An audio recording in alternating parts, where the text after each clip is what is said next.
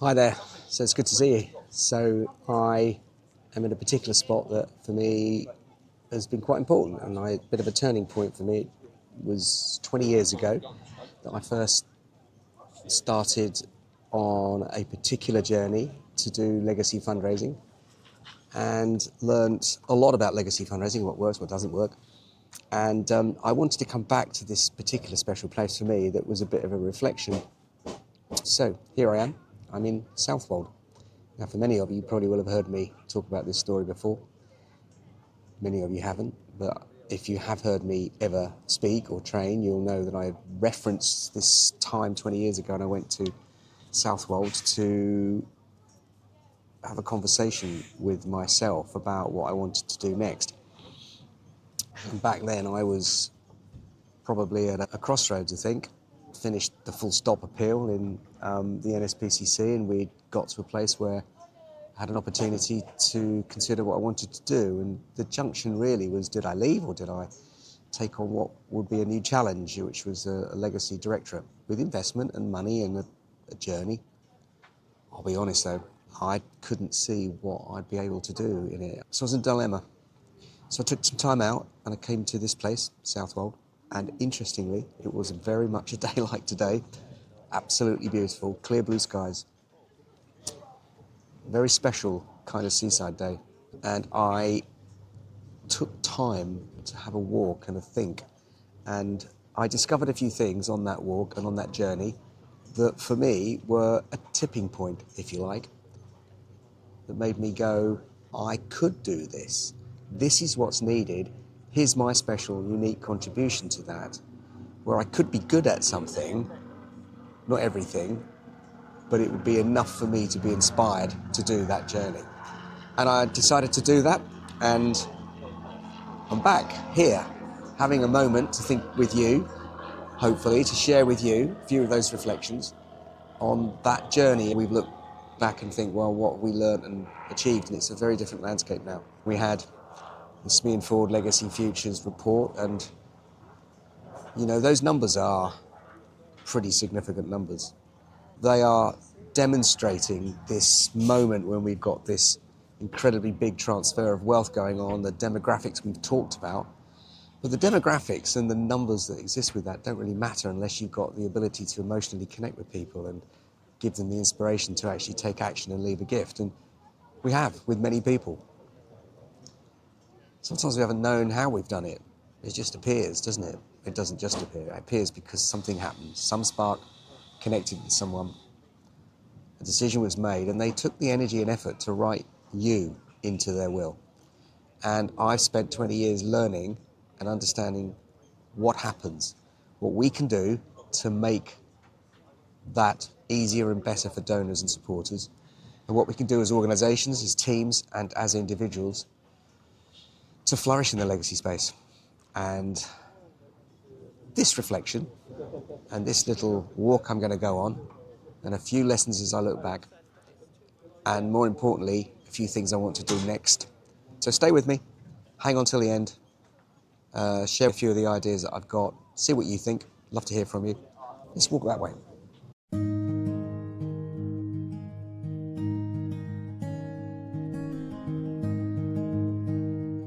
I had a sense that legacies, I'm sorry to use this phrase, was boring. All I could see was legal frameworks. People terrified of death. So terrified that no one ever talked about life. It's kind of odd. Not exclusively true. Plenty of pockets of people doing stuff that wasn't, but generally speaking, it was a kind of profession that looked legal, and it looked like it was locked away somewhere and not properly part of anything else. Now, I've spent most of my life trying to be part of things. Interestingly, a reflection over that period of time is wanting to belong, to be part of something. Can't bear it if I'm not. I know a load of you think the same, but I kind of hid that a lot for many years, but I don't care now. I do feel quite liberated to feel okay to say that. So, has its consequences wanting to belong to places. You try and please people. Anyway, off the subject.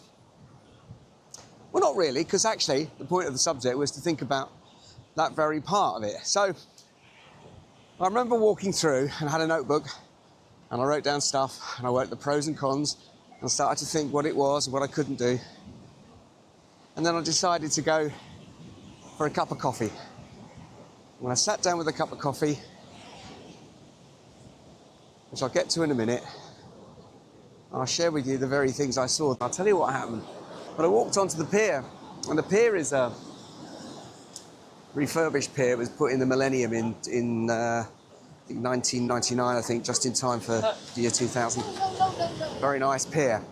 It's kind of got all of that quirkiness of a pier that you'd expect in a British seaside town, except a bit more modernised. But what happened was there was along the side here, they've got all of these really interesting brass plaques, and let me show you what they are.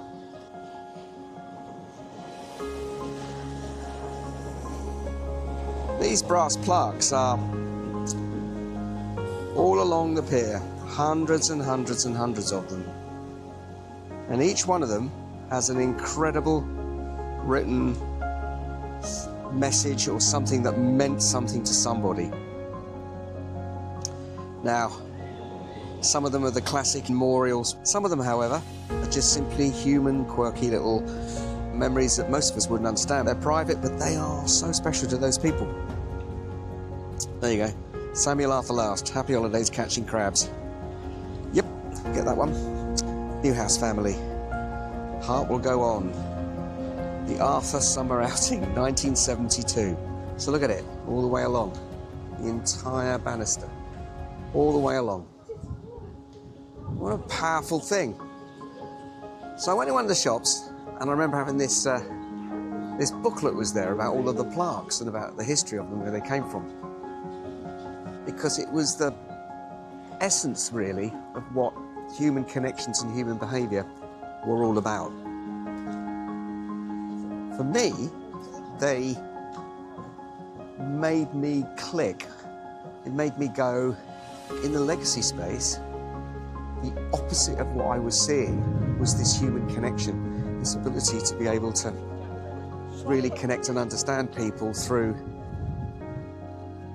the moments that were special to them in life. The legacies are not about death, they are about life. And all these things here, all these little messages that somebody had gone out of their way to put in, were all saying the same thing. Life. And the things that matter to us, that's true legacy. Can't we find a way, perhaps, to connect with that and then give that the currency by which we can give people an opportunity to have a conversation around those things? And if we could unlock that, wow, wouldn't that be amazing?